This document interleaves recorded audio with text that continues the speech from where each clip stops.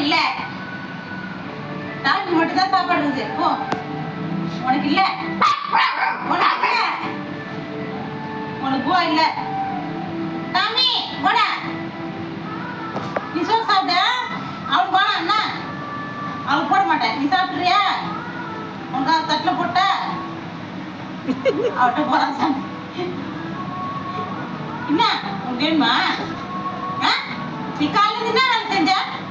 திட்டு திட்டு போயிட்டு தானே இருக்கிற. என்ன வேலை செய்யற காலையில இருந்து? சோறு இல்லை உனக்கு. அதெல்லாம் போட முடியாது.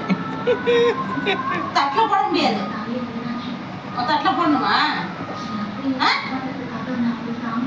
அவனுதான்